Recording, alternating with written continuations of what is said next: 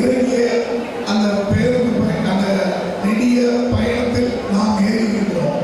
இதோ அந்த நெடிய பயணம் 50 ஆண்டுகளை கடந்து இந்த மாநாட்டில் இத்தனை இளைஞர்களோடு அந்த பயணம் மிக உற்சாகமாகவும் உறுதியோடும் தொடர்கிறது என்பதற்கு இந்த அரங்கம் தான் சாட்சி. இப்போது நமது இந்த 3வது பொது மாநாட்டிற்கு வந்திருக்கும் தலைவர்களை நம் அருமை தோழர்களை மேடைக்கு அழைப்போம்.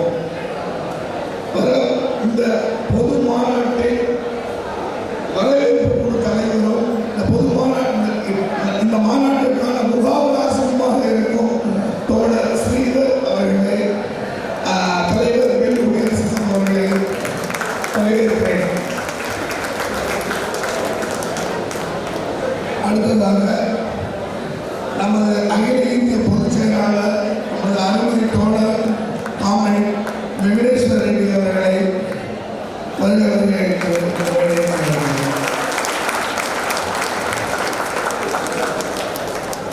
இந்த மாநாட்டில் சிறப்புரையாற்ற வந்திருக்கும் தோழர் நமது அருமை தோழர் இந்த அரங்கில் இருக்கும் அத்தனை இளைஞர்களுக்கும் இந்த இளைஞர் படையை கட்டிய முன்னோடி நம் பிரிவிருந்த தோழர் மாதவராஜ் அவர்களை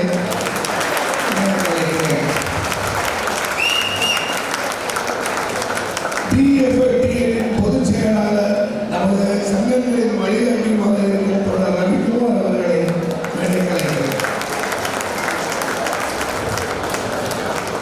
ரொம்ப சாந்தமான குணம் ஆனால் உறுதியான மனிதர் நமது பிரியத்திற்குரிய தோழர் கண்ணன் குணம் நமது வங்கி பொதுமையாளர் அவர்களை நான் அவர் சொல்லலாம் இல்லையா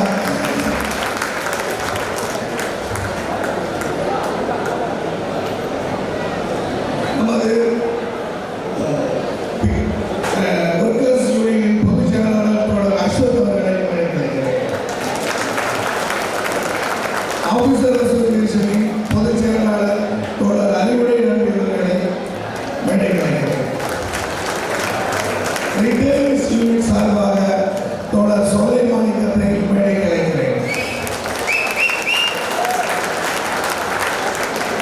நமது விமன் கன்வீனர் தோழர் இந்துமதி அவர்களை மேடைக்கிறேன்.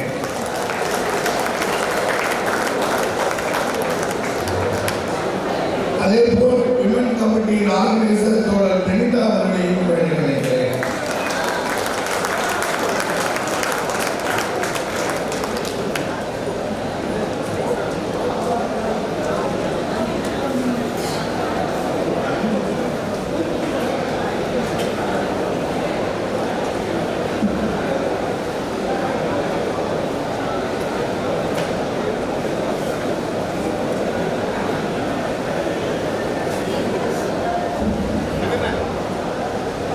தோழர்களே, தமிழ்நாடு முழுமையிலும் இருந்து கன்னியாகுமரியில் ஆரம்பித்து காஞ்சிபுரம் வரைக்கும் இருந்து 11 மண்டலங்களிலும் இருந்து வந்திருக்கும் அனைத்து தோழர்களையும் மாநாட்டு 2 சங்கங்களின் சார்பாக வருகிறவர்கள் என்று வரவேற்கிறேன். தோழர்களே, முதலில் இந்த மாநாட்டில் வரவேற்புரையை பேசிவிட்டு தலைமையுரை பேசலாம் நினைக்கிறேன். இந்த மாநாட்டில் முகவிலாசமாக இருக்கும் நமது அருமை தோழர் ஸ்ரீதர் அவர்கள் இந்த மாநாட்டில் வரவேற்புரை வழங்க அன்புடன் அழைக்கிறேன்.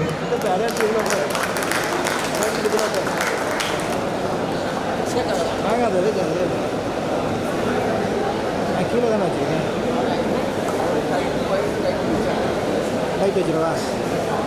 இந்த மானிட்டரை பார்த்துக்கோங்க, எல்இடியை பார்த்துக்கோங்க.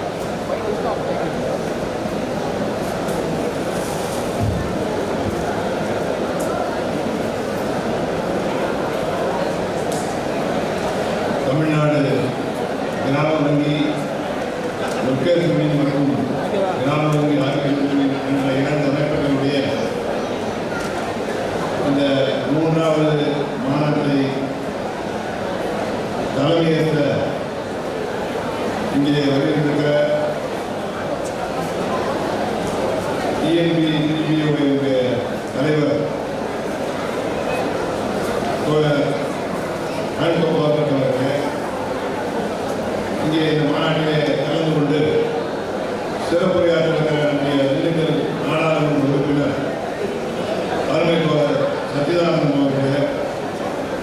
நம்முடைய ஏஐஆர்டிபியினுடைய அகில இந்திய பொதுச் செயலாளர் ஆர்மி தோழர் வெங்கடேசன் ரெட்டி அவர்களே, இந்த 50 ஆண்டு பயணத்தை அற்புதமான முறையில் வடிவமைத்திருக்கிற நம்முடைய எழுத்தாளர் முன்னாள் பொதுச் செயலாளர்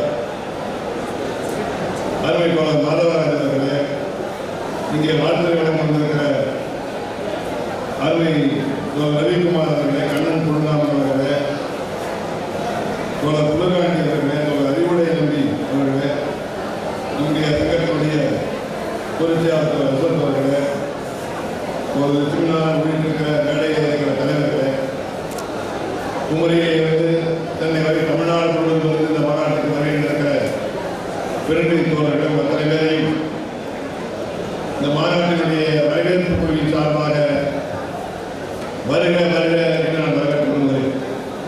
ஒரு அரை நூற்றாண்டு பயணத்தை, போராட்ட பயணத்தை முடித்து தன்னுடைய பயணத்தை, நீண்ட போராட்ட பயணத்தை தொடர்ந்து கொண்டிருக்கிற இந்த மாநாட்டை திருச்சியிலே நடத்துவதற்கான வாய்ப்பினை எங்களுக்கு வழங்கியதற்காக மாநில தலைமையை வரவேற்பு குழுவின் சார்பாக நான் முதலிலே நன்றியையும் வாழ்த்துக்களையும் தெரிவித்துக் கொள்ள விரும்புகிறேன். இந்த திருச்சி ஒரு வரலாற்று சிறப்புமிக்க நகரம். வரலாற்று ரீதியாக பண்பாட்டு தளத்தில் ஒரு முக்கியமான இடம். உழைக்கும் மக்களின் பல தீரமிக்க போராட்டங்களை இந்த மண்ணிலே நடத்துகிறோம். பல மதங்கள் சங்கமிக்கிற ஒரு மிக முக்கியமான இடமாக திருச்சி இருக்கிறார். புத்த சமண தொழில்களின் வாழ்விடங்கள் இங்கே அருகே இருக்கிற மலைக்கோட்டையில் தான் இருக்கிறது. சைவ வைரவ மதங்களும் இந்த பூமியில் தெளிந்து வருகிறார். அதனுடைய காட்சியாகத்தான் இங்கே வைணவ தலமாக இருக்கிற ஸ்ரீரங்கத்தினுடைய அரங்கநாதர் கோயில் இருக்கிறார். அதே போல கிறிஸ்துவ மக்கள் ஏராளமான தேவாலயங்கள், இஸ்லாமியருடைய தர்காக்கள், அனைத்து குடி மகன்கள், சுல்பி துறவியாக இருக்கிற ரத்தசா பரிவாரம் இங்கே இருக்கிறது. எல்லா மதங்களும் இணைந்து இருக்கிற பலவிதமான மத நம்பிக்கை இருக்கிற மக்கள் இணைந்து வாழ்கிற ஒரு பகுதியாக இந்த திருச்சி விளங்கிக் கொண்டிருந்தாலும் கூட வரலாற்று காலத்தில் எத்தகைய மத மோதலும் இல்லாமல் மத நல்லிணக்கத்துக்கு இந்த மாநிலத்திலேயே எடுத்துக்காட்டாக விளங்கிக் கொண்டிருக்கிற நகரம் திருச்சி நகரம். காவிரியும் கொள்ளிடமும் பாய்ந்து வளப்படுத்திக் கொண்டிருக்கிற ஒரு 2 நதிகள் பாய்கிற ஒரு நகரமாக தமிழ்நாட்டில் விளங்கிக் கொண்டிருக்கிறார். டெல்டாவுடைய நுழைவாயிலாகவும் இந்த மாவட்டம் விளங்கிக் கொண்டிருக்கிறார். புராதன காலத்திலே கட்டப்பட்டிருக்கிற காவிரிக்கு குறுக்கே கட்டப்பட்டிருக்கிற கல்லணை இந்த மாவட்டத்திலே தான் இருக்கிறார். உலகத்திலேயே ஒரு பழமையான அணை, சமவெளியிலே கட்டப்பட்டிருக்கிற அணை என்று சொன்னால் இந்த கல்லணை தான்.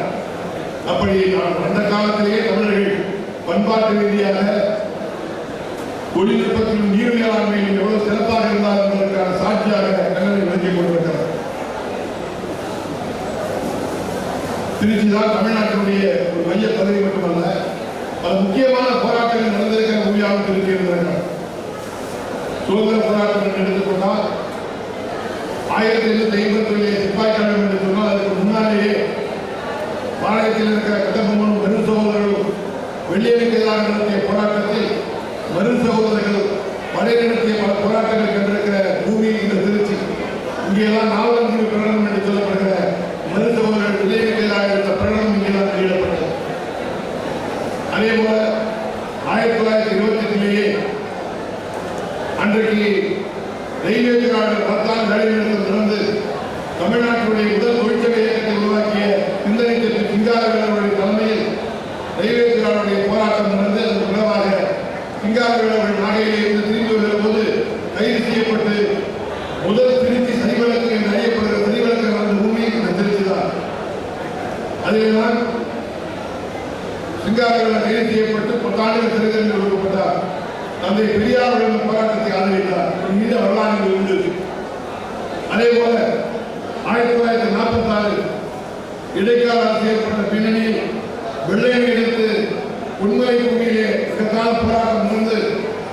அந்த போராட்டத்தில்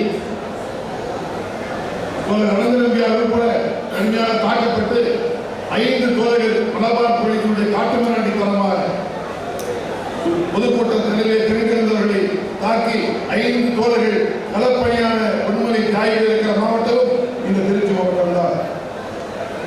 சுதந்திர போராட்டம் மட்டுமல்ல, சுதந்திரத்துக்கு பிறகும் ஜோதிபாசு அதே போல திரு அமைந்த நம்பியாரும் ரயில்வே தொழிலாளர் தொகுதியை போட்டியிட்டு வென்றதும் இந்த திருச்சியில் தான். ஏராளமான இடதுசாரி தலைவர்களை நாடாளுமன்ற உறுப்பினராக உருவாக்கி கொடுத்திருப்பதும் இந்த திருச்சி மாவட்டம்.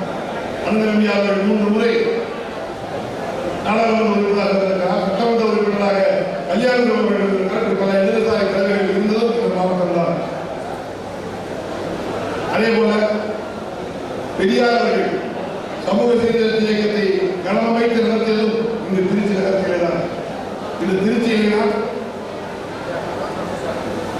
முன்னாள் முதல்வராக அண்ணாதுரை அவர்கள் தேர்தலில் பங்கேற்கலாமா என்று முடிவெடுத்து திராவிட இயக்கம் தேர்தலில் பங்கேற்பது என்ற திருப்புமுனை எடுத்ததும் இந்த திருச்சியிலே நடந்த மாநாடு தான். திருச்சி மாவட்டமே பல திருப்புமுனை மாநாடுகளை நடத்தியிருக்கிற மாவட்டம். உங்களுடைய இந்த மாநாடு ஒரு திருப்புமுனை மாநாடாக அமையும் என்று நான் தெரிவித்துக் கொள்கிறேன். அது மட்டுமல்ல, திருச்சி ஒரு கல்வி பகுதி. ஏராளமான கல்வி நிலையங்கள் இருக்கிறது. 2 மருத்துவக் கல்லூரிகள், 2 சட்டக் கல்லூரிகள், ஏராளமான பொறியியல் கல்லூரிகள், பிஹெச்எல் தொழில்நுட்பத்தோடு இணைந்து ஜப்பான் பாடத்திட்டத்தை கொடுக்கிற நிர்வாகிகள் கல்லூரி என்று ஏராளமான கல்லூரிகளை பெற்றிருப்பதும் இந்த மாவட்டம் தான். இப்படி பல போராட்டங்கள், தொழிற்சங்க இயக்கத்துடைய பல போராட்டங்கள், பொன்மலை போராட்டம், பிஹெச்எல் தொழிலாளர்களுடைய போராட்டம், சில்கோ போராட்டம் என்று ஏராளமான தொழிலாளர் இயக்கத்துடைய போராட்டங்களை கண்டிருக்கிற பூமி இந்த திருச்சி மாவட்டம் தான். அப்படி பல்வேறு விதமான போராட்டங்கள் பாரம்பரியம் இருக்கிற இந்த திருச்சியிலே நம்முடைய இந்த மாநாடு தீவிரமான முறையில் நடந்து கொண்டிருக்கிறது. அதுவும் இன்றைக்கு இருக்கிற சூழல் மிக முக்கியமான சூழல். நம்முடைய நாட்டில் இன்றைக்கு கார்ப்பரேட் இந்துத்துவ குழுக்களுடைய நிகழ்ச்சிகளை முன்னெடுத்து வருகிற ஒன்றிய அரசு ஆட்சியில் இருக்கிறது. ஏழை உழைப்பாளி மக்கள் சொல்லலாம் துயரத்துக்கு ஆளாகி கொண்டிருக்கிறார்கள். விலைவாசி வேலையிலும் கடுமையாக மக்களை பாதித்துக் கொண்டிருக்கிற ஒரு பின்னணியில் நடந்து கொண்டிருக்கிறோம். தொழிலாளர்கள் உழைப்பு சூழல் மிகப்பெரிய அளவுக்கு அதிகரித்துக் கொண்டிருக்கிறது. ஆளுநர் அரசு மிகப்பெரிய ஏற்றத்தாழ்வை இவரும் 40% நாட்டில் இருக்கிற சொத்துக்கள் 1% பேட்டியை போய் சேர்ந்திருக்கிறார். இன்னொரு 50% மக்கள் வெறும் 3% சொத்துக்கள் வைத்திருக்கிற நிலை உருவாகியிருக்கிறார். மிகப்பெரிய ஏற்றத்தாழ்வை உருவாக்கப்பட்டுக் கொண்டிருக்கிறார். அதே போல உழைப்பு சூழல் மிகப்பெரிய அளவுக்கு அதிகரித்துக் கொண்டிருக்கிறார். ஏராளமான விவரங்களை அறிக்கையில் கொண்டிருக்கிறோம். உண்மையிலேயே கடுமையான முறையில் லாப விகிதம் அதிகரித்துக் கொண்டிருக்கிறது. ஆனால் தொழிலாளர் மீதான உழைப்பு சூழல் மிகப்பெரிய அதிகரித்துக் கொண்டிருக்கிறது. நிரந்தர தொழில் என்பதை மாறி ஒப்பந்த தொழிலாளிகள், ஜிக் தொழிலாளி என்று மிக மோசமான முறையிலே உழைப்பாளிகள் வேலை நேரத்தின் மூலமாக, வேலை பருவின் மூலமாக பல வகையில் தாக்கப்பட்டுக் கொண்டிருக்கிறார்கள். இவைகளெல்லாம் எதிர்த்து விவசாய தொழிலாளிகளுடைய கோரிக்கைகளுக்காக கடந்த ஜூலை மாதம் 9ஆம் தேதி தான் ஒரு பணத்தான அகில வேலை நிறுத்தத்தை நாம் இணைந்து நடத்தியிருக்கிறோம். 25 கோடி பேர் உழைப்பாளி மக்கள் விவசாயிகள் ஒன்றுபட்டு ஆட்சியாளர்களுக்கு எதிராக தங்களுடைய கண்டனத்தை, தங்களுடைய எதிர்ப்பை தெரிவித்திருக்கிற மகத்தான வேலை நிறுத்தமாக அந்த வேலை நிறுத்தம் திகழ்ந்திருக்கிறது. வங்கித்துறையை பொறுத்தவரை நான் சொல்ல வேண்டியதே இல்லை. இன்றைக்கு பொறுத்தவரை வங்கிகளெல்லாம் கடன்களிலே கிட்டத்தட்ட மூழ்கிகள் 14,000 கோடி ரூபாய் பொதுத்துறை வங்கிகளுடைய சேமிப்பு கார்ப்பரேட் முதலாளிகளுக்கு அள்ளி கொடுக்கப்பட்டுக் கொண்டிருக்கிறது. மறுபுறம் ஊழியர் பற்றாக்குறையும் கடுமையான வேலைக்கு பொருளையும் இன்றைக்கு தொழிலாளர்கள் அச்சுறுத்திக் கொண்டிருக்கிறது. வேலை பணியின் காரணமாக வங்கி துறையில் பணியாற்றுகிற ஊழியர்கள் தற்கொலைத்தாளர்கள் அதிகரித்துக் கொண்டிருக்கிற ஒரு காலத்தில் நாங்கள் கொண்டிருக்கிறோம். பொதுத்துறை வங்கிகளால் தனியார்மயமாக்கப்பட்டுக் கொண்டிருக்கிற ஒரு கடுமையான சூழ்நிலை இருக்கிறது. ஊழியர் எண்ணிக்கை எடுத்துக்கொண்டால் 2014 8,44,457 இருந்த வங்கியில் இருக்கிற ஊழியர் எண்ணிக்கை இன்றைக்கு 23 ஆண்டுகளிலே 7,56,000 குறைந்திருக்கிறது. வாடிக்கையாளர்களுடைய வேலைகள் அதிகரித்திருக்கிறது, நம்முடைய பணிகள் அதிகரித்திருக்கிறது. ஆனால் அதற்கேற்ற ஊழியர்கள் இல்லாமல் கடுமையான நெருக்கடியை நாம் சந்தித்துக் கொண்டிருக்கிறோம். இவைகள் ஊழியருடைய பணி பாதுகாப்பு, அவர்களுடைய கடுமையான முறையிலே அவர் மத்தியில் ஏற்பட்டிருக்கிற உடலியல் பிரச்சனைகள் இவையெல்லாம் எதிர்த்து போராட வேண்டிய ஒரு கட்டத்தில் நாம் இருக்கிறோம். கிராமப்புறங்களில் உள்ள சிறு விவசாயிகள், விவசாய தொழிலாளர்கள் மற்றும் உழைப்பாளி மக்களை முன்கள நிறுவனங்களிலிருந்து கந்துவட்டிக்காரர்களும் மீட்டெடுக்கிற ஒரு மகத்தான பணியை 28 மாநிலங்கள் மற்றும் யூனியன் பிரதேசத்தில் இருக்கிற 43 கிராமங்களில் 2003 விலைகள் பணி ஊழியர்கள் அதிகாரிகள் சிறமேற்கொண்டு செய்து வருகின்றனர். கிராமப்புற வங்கியில் பணிபுரியும் ஊழியர்கள் மற்றும் அதிகாரிகளான உங்கள் பணி மிகப்பெரிய பாராட்டுதலுக்குரிய பணி. கிராமப்புறத்தின் அடித்தட்டு மக்களுக்கான வங்கி சேவை கொடுத்துக் கொண்டிருக்கிற பதவி நீங்கள். அந்த வகையில் இன்றைக்கு நடக்கிற இந்த மாநாடு பல்வேறு பிரச்சனைகள் குறித்து பாதிக்க வேண்டியிருக்கிறது. நிறைவாக ஏழைகளிலிருந்து கல்வியை படிப்பது, வளர்ச்சி என்ற பெயரில் விவசாயிகள் நிலங்களை பறிப்பது, பல தலைமுறைகளாக காடுகளிலே வாழ்கிற ஆதிவாசிகளை வாழ்விடங்களில் நிரப்புவது, முறையோடு விரிவாக்கம் என கார்ப்பரேட் முதலாளிகளுக்கு கடன் கொடுத்து வாழ்வாதாரத்தை அளிப்பது, பொதுத்துறை வங்கிகளின் சேமிப்பை கார்ப்பரேட் முதலாளிகளுக்கு கடனாக கொடுத்து தள்ளுபடி செய்து மோசடி செய்வது, தேசத்தின் வெளிமதிக்க முடியாத இயற்கை வளங்களை பன்னாட்டு மக்களுக்கு நியாயமாக கிடைக்க வேண்டிய உரிமைகளை மறுப்பது, மாநில உரிமைகளை பறிப்பது, அவர்களை செயல்படுவதாக தடுப்பது, நாடாளுமன்ற ஜனநாயக உரிமைகளை பறிப்பது என இந்திய கார்ப்பரேட் அரசு தன்னுடைய மோசமான கார்ப்பரேட் கொள்கைகளை அமலாக்கி வரும் பின்னணியில் அதை எதிர்த்து ஒரு ஒன்றுபட்ட போராட்டத்தை நடத்த திட்டமிட வேண்டிய மாநாடு இந்த மாநாடு. அத்தகைய போராட்டத்தை முன்னெடுக்க தொழிற்சங்க செயல்பாடுகளை திட்டமிட கூடுகிற மாநாடாக கூடுகிற இந்த 3வது மாநாடு எல்லா வகையிலும் ஒரு தீவிரமான மாநாடாக அமைந்திட உங்கள் அனைவரையும் நான் கேட்டு இந்த மாநாட்டை வரவேற்பு வாய்ப்புகளை நன்றி முடித்துக் கொண்டிருக்கிறேன். இதிலிருந்து துறைகளில் துறைகளையும்